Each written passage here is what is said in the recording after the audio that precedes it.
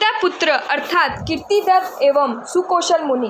प्रजाजन एवं मंत्रीगण बाल राजा सुकौशल का कीर्तिधर राजा की तरह ही सम्मान करते और उसका रत्न की तरह पोषण करते थे।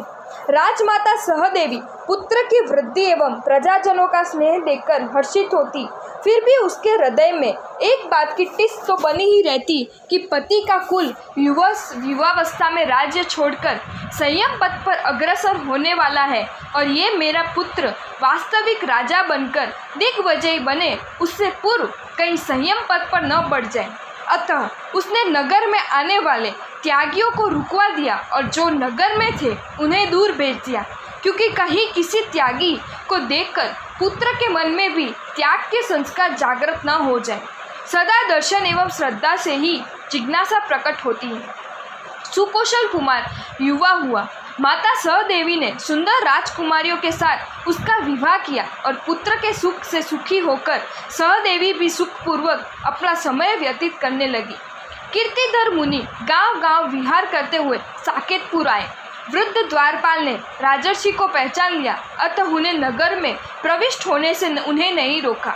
मुनि नित्य गोचरी के समय नगर में आते और भिक्षा लेकर पुनः नगर के बाहर चले जाते। एक बार सहदेवी और सुकौशल की धाय माता दोनों महल के झरोखे में बैठी थी। सहदेवी ने मध्याह्न की गोचरी के लिए निकले कीर्तिधर को दूर से देखा।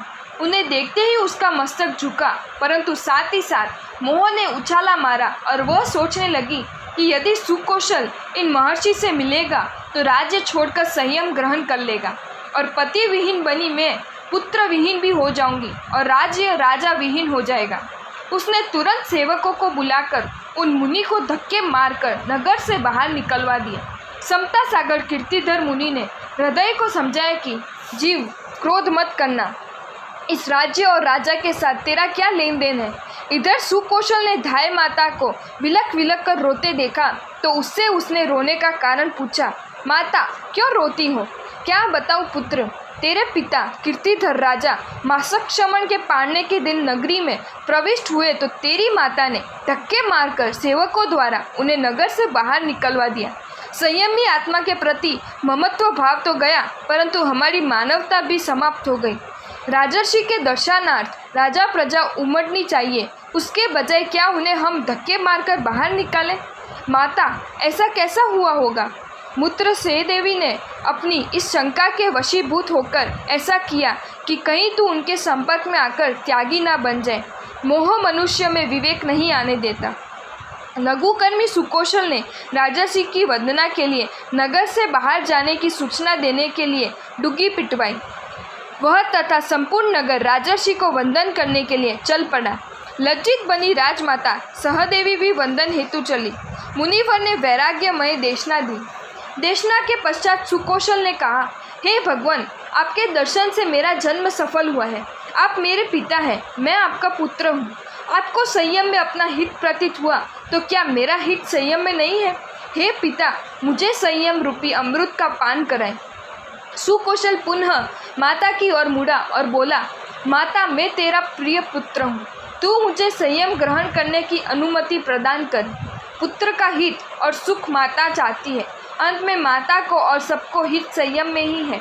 पत्नी को संबोधित करके सुकौशल ने कहा, हे प्रिय, तू मेरे लिए विघ्न रूप मत बनना। राज्य को संभालने वाला तेरा पुत्र होगा, क्योंकि इस समय तू गर्भवती है। सुकौशल ने मोह निंद्रा त्याग कर मोह बंधन तोड़कर अनुमति प्राप्त की और संयम अंगीकार किया। तत्पश्चात पिता और पुत्र दोनों ने वहां से विहार किया। सुकौशल ने कनकावली आदि अनेक तप करके देह सुखा दी और पिता पुत्र दोनों मोदगिल्य पर्वत के समीप कार्योत्सव में रहे। सहदेवी पुत्र विहीन बनी, लोगों द्वारा निंदित बनी और थोड़ा समय व्यतीत करके अंत में वन कर वागिन बनी। एक बार यह वागिन घूमती फिरती मोदगिल्य पर्वत की खाई में से भूखी प्यासी निकली तो सामने ही उसने इन दोनों मुनियों को देखा। देखते ही उसका शरीर क्रोध से जलने लगा। कीर्तिधर एवं सुकौशल मुनि ने बागिन को देखा तो सुकौशल तुरंत उसके मार्ग में आकर खड़ा हो गया।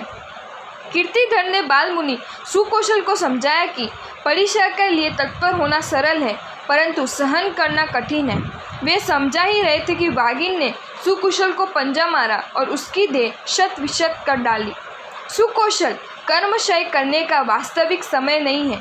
धैर्य रखना, क्रोध पर नियंत्रण रखना, पूर्ण सौभाग्य से त्यागी मुनियों पर कठोर उपसर्ग होते हैं और उसमें वे अपना कल्याण करते हैं। सुकौशल ने सोचा, नरक एवं निगोद में इसकी अपेक्षा अत्यंत कठोर कष्ट मैंने अनेक बार सहन किए, परंतु वे मैंने संयम भावना से नहीं सहे थे, जिसके कारण कल्याण नहीं हुआ। उसने न तो बाघिन पर क्रोध किया और न अविचारों पर क्रोध किया। इस ओर उसका देह पिंजर शत-विशत हो गया और दूसरी ओर उसके कर्मों का क्षय हो गया। वह केवल ज्ञान प्राप्त करके तत्काल मोक्ष में गया। अत्यंत क्रूरतापूर्वक बाघिन ने मुनि की देह के अवयवों को विच्छेद किया। उस समय उस बाघिनी की दृष्टि दंत पंक्ति पर पड़ी। दंत पंक्ति देखते ही बाघिन को जाति स्मरण ज्ञान हुआ, पुत्र का स्मरण हुआ, उससे पश्चाताप हुआ और वह भी देशवृत्ति धर्म स्वीकार करके हिंसा त्याग कर देवलोक में गई। कीर्तिधर मुनि ने भी शुद्ध संयम का पालन करके केवल ज्ञान प्राप्त कर मुक्तिप्रद प्राप्त किया। इस प्रकार पिता पुत्र की जोड़ी जगत में विख्यात हो गई और सदा के लिए वंदनीय बनी। अगर आपको ये वीडियो अच्छा लगा हो तो इस वीडियो को लाइक करें और मेरी channel Jain facts and stories को सब्सक्राइब करें। धन्यवाद।